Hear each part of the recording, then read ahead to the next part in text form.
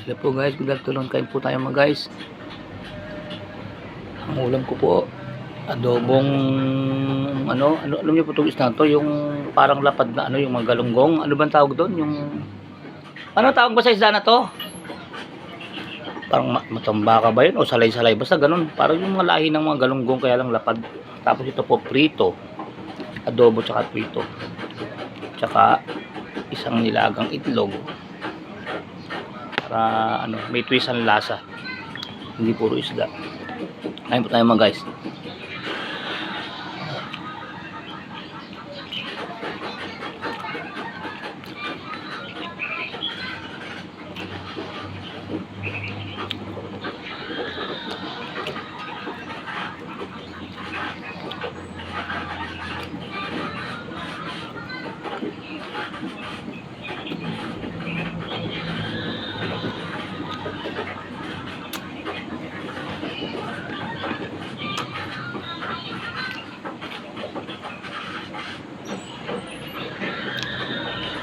Unahin ko muna itong pinakulo ang bunga ng banaba. May na itong mineral. Madali siyang inumin pag kumakain ka eh. Parang pagkain, kumbaga panulak mo.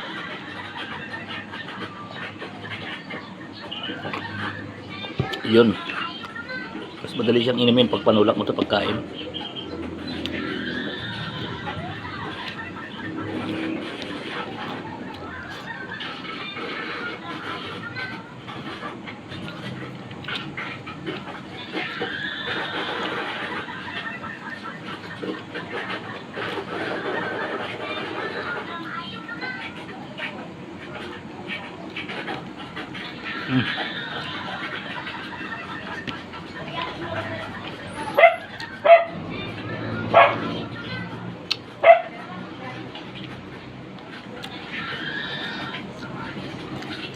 Sky.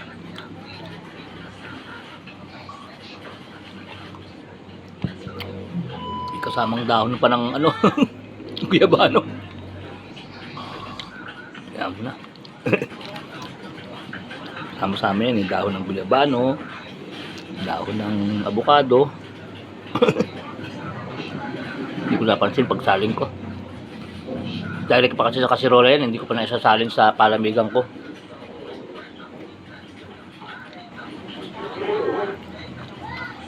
Kahapon lang ako nagpakulo nung pag-uwi ko rito nung pagkakain ko sa nanay ko.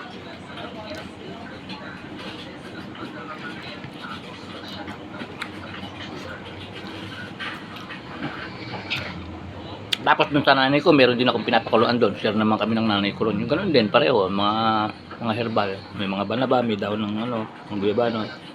Para nakakainom din siya. Pareho kami.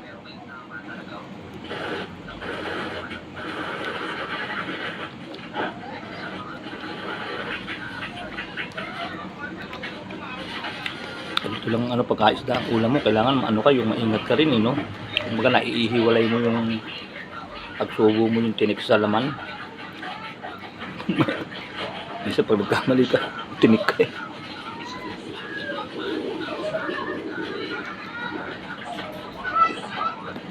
Kaya ako minsan mas gusto ko yung yung prito eh. Kasi yung prito, yung mga maliliit na mga konting mga tinik-tinik sa gilid ng katawan niya. Pag piniprito mo, medyo natutusta yun. No? Lumulutong yun kahit hindi mo na masyadong, tatanggalin mo na lang halos yung tinik sa gitna. Hindi ka nag-aalala masyado. Pero pag mga lutong ganito, yung adobo o kaya yung paksiw, buhay na buhay ang tinik niya. Yung mga parang tinik nila sa gilid. Dito guys, so sa mga ganito, tignan nyo, diba may mga tinik-tinik dito yan? Ayan yung ganyan, parang nila palikpik. Pag prito, pag lumutong yan, hindi mo na iindahin yan eh. Pagka yung mga adobo at paksiw, talagang kailangan tanggalin mo yan kasi matigas ang tinik niyan pag gano'n. Kumbaga matagal kainin. Ayan tinatanggalin gano'n. Ayan yung parang pinakatinik na gano'n sa gilid ng katawan ng isda. Matalabaho.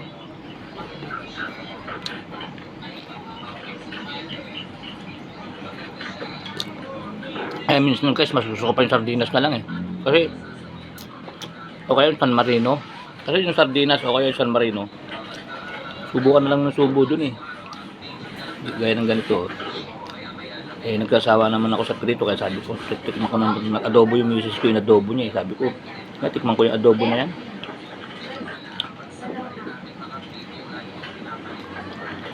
Hihiwalay mo yung mga tinik eh. Mabusisi. Hindi pwedeng pambaon sa SPBB.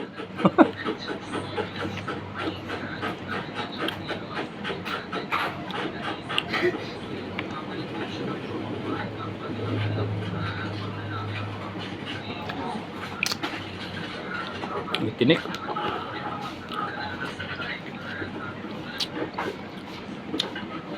Ito yung isang the best. Walang tinik to. Subo ka lang ng subo rito. Nilagang itlog.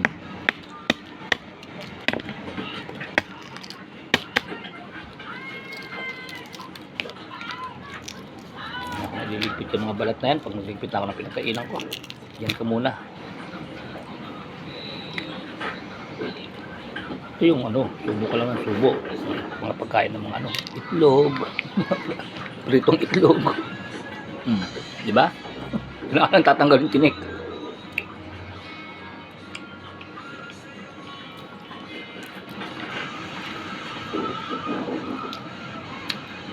Minsan tuloy pagka yung para kang tinatamad ng tinik, kahit marami pa laman ng isda, tinatabi mo na, pinapakain mo na lang sa aso. Pero lang pagka medyo ganado ka magtiyaga, sinisimot mo yung laman. Minsan pag natabad ako, sama na yan. Dahil may aso naman eh. Pag nasimutin ng laman na yan, dito lang ako maninim sa prito. Aso naman, aso na eh. Dito na sinimot. Dito lang ako sa prito.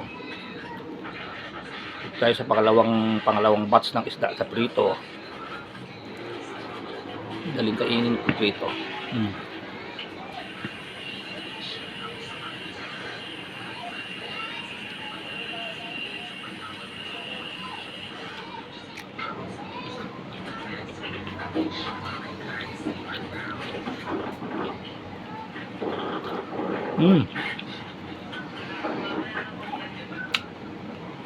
Bana ba?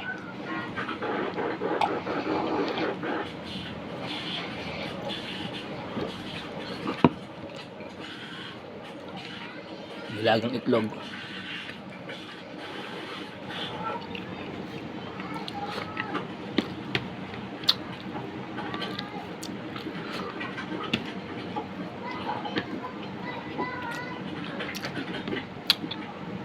Tsaka pag isda guys, mapipilitan kung magkamay, hindi pwedeng kutsa-kutsara.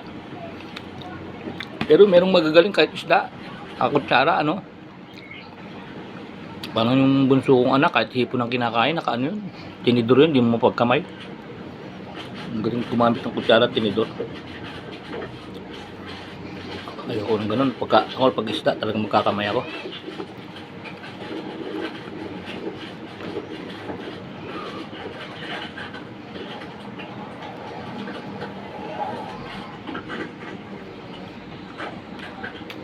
Kaya minsan kahit ayaw natin kumain ng mga minudo, mga igado dahil iniiwasan natin ng karne.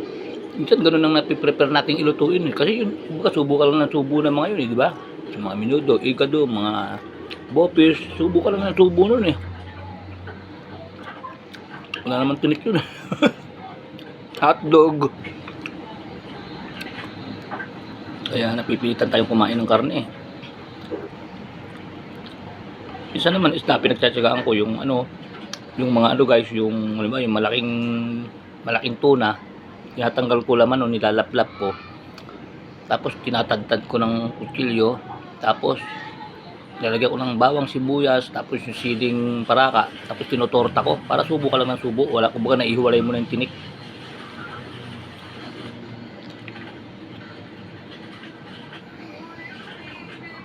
Matagal pag naghihiwalay ka ng tinik.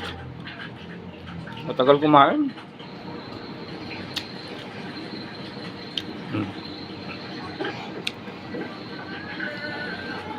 Yung ka na, kahit may lamang ka pa.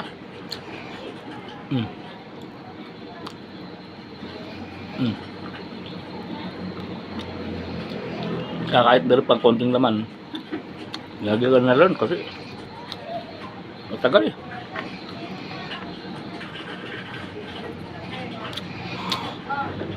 Nilaga, mabilis oh.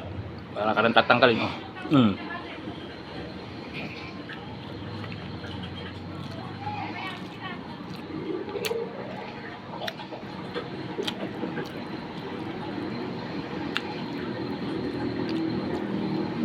Ay, mineral. Hawakan ko na lang.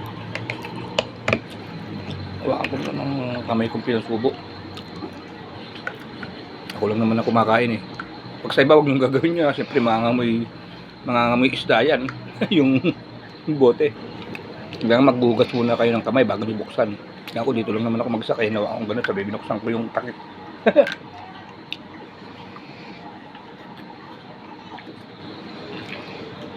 Kumbaga pag nasa ibang lugar kayo, ethics ba mga guys, ethics. Eh total ako lang naman mag-isa eh. Wala namang ano, pwede na kahit na medyo umawak ng isda, bukas ng ano, pareho lang yun. Wala namang ibang ano eh. Wala namang ibang makakakita bukod sa inyo mga guys na nanonood. I was Denver free and my gorgeous hair became famous. Oh, eh? Maybe. With best ever Head and Shoulders, my chance. Up to 100% danger-free hair. Make every day a Head and Shoulders day. Uy, may itlog yung ano oh. Meron siyang puga guys, so tinan nyo oh. Yung tiyan niya, ayun, yung tiyan niya yun, di ba na ano ko na yung laman, kalahati na lang oh. Ito yung tiyan niya, meron puga oh. Di ba puga tawag dito, yung parang pinaka-itlog. Ayun dito oh, kulay dilaw.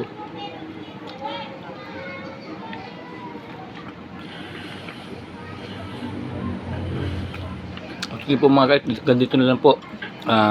Babay na po Kuya Mon Vlog, keep safe, keep healthy, always trust God. Maraming salamat po for watching sa aking panananghalian. Babay po mga guys, salamat po sa Diyos. Ay, kailan sa nga pala kamay ko, ba't ito pang papatay ko? Ito na lang yung ano ko. Yung tuhod ng hindoturo ko. Yung tuhod kasi nakataping ganun eh.